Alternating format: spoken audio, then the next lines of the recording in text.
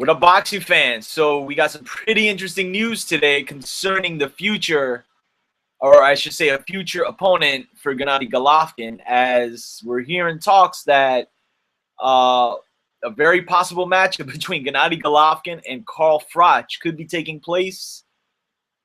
Wembley Stadium, possibly.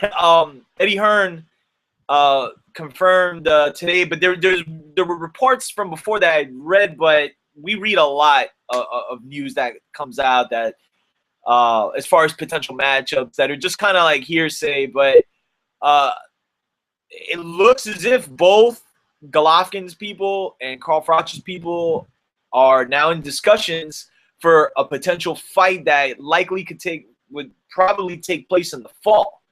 Now, what you're gonna hear from this point now, because the fact that Golovkin would be going up to 168 pounds, because I don't think there would be a catch weight, because I don't think Carl Froch is gonna come down to meet Golovkin anywhere for this fight. But the obvious call from the people who I guess want to see Golovkin in bigger matchups, particularly with Andre Ward, who at least before his next fight, technically is still a 168-pounder, or is he?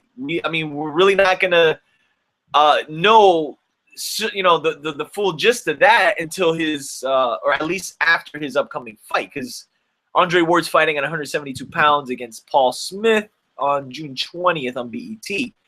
I also made a video concerning Kathy Duva, mentioning that Rock Nation and Main Events have already started early discussions. Nothing cement as far as an Andre Ward and Sergey Kovalev fight to take place next year.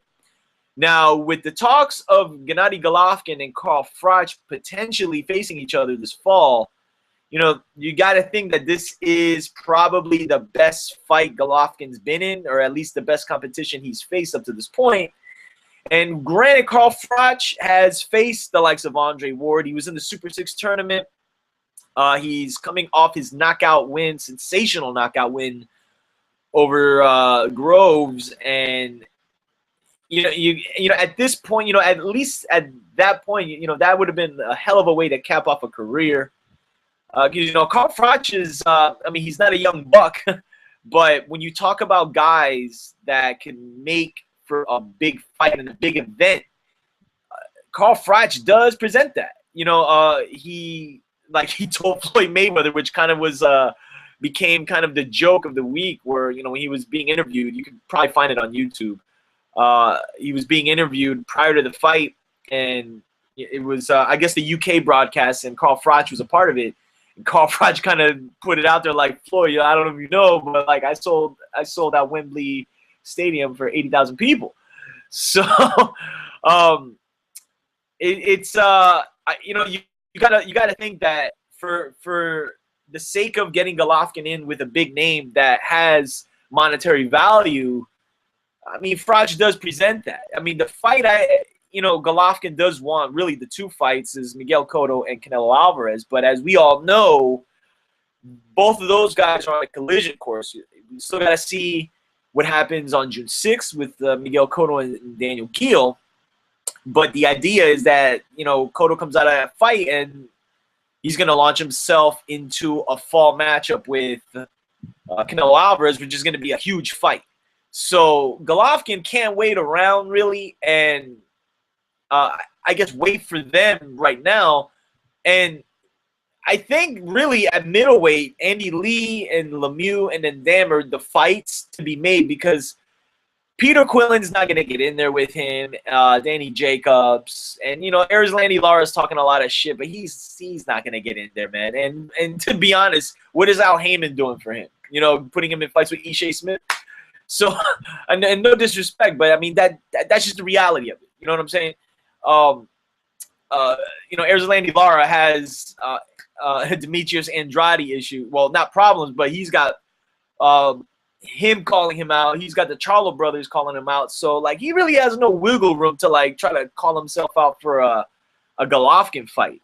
But with Golovkin going to 168, we're gonna find out if his power does move up. If again this is the case, but it is confirmed that these two teams are talking, and we'll have to see if this fight does pan out.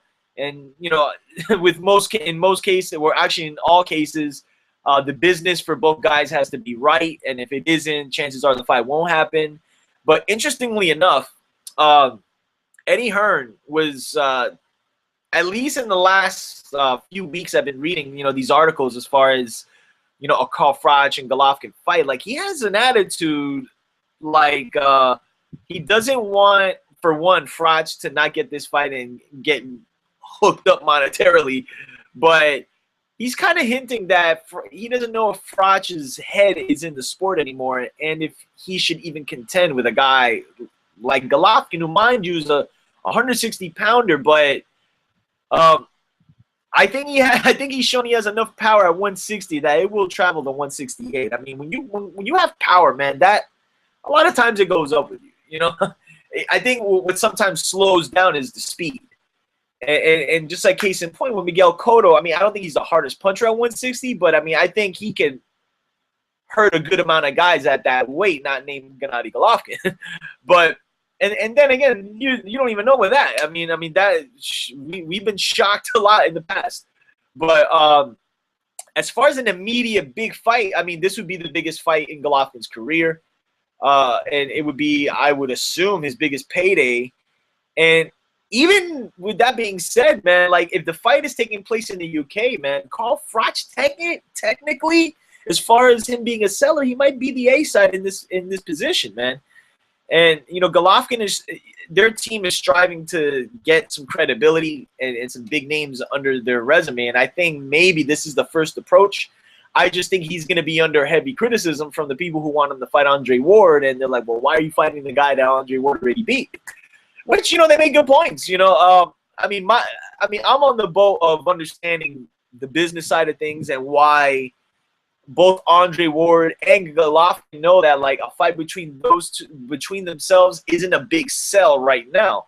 And the whole point of Carl Froch is the UK audience. It's not so much the audience from the United States, though they will tune in, but the fact that they would try to set it up at Wembley Stadium, you know, it's going to be a fucking sellout. I mean, that goes without even saying. So we'll have to wait and see how this pans out, but I'm a bit intrigued. You know, this is it would be obviously a test for Gennady Golovkin. He's fighting a bigger guy. You know, Carl Froch is 6'1". You know, Golovkin's fought tall guys too. Mark Murray's 6'2", I think. And, you know, I don't think that's much of an issue. But, you know, Carl Froch, he presents, you know, he's been in there with the best at 168. And you got to give him some type of shot in this fight, though I would assume Golovkin would be a slight favorite, you know, just because, you know, of who he is. But you cannot count Carl Froch out. I mean, case in point from his previous fight. So I'm not going to really draw this out too much because, you know, all of this is still in talks. You know, they're beginning talks. And, you know, for all we know, this might not even happen. But I'm intrigued. So let me know what you think about this fight. Gennady Golovkin, Carl Froch, possibly in the fall. So as I always say, subscribe, hit the links. Let me know what you think about this potential fight. Peace.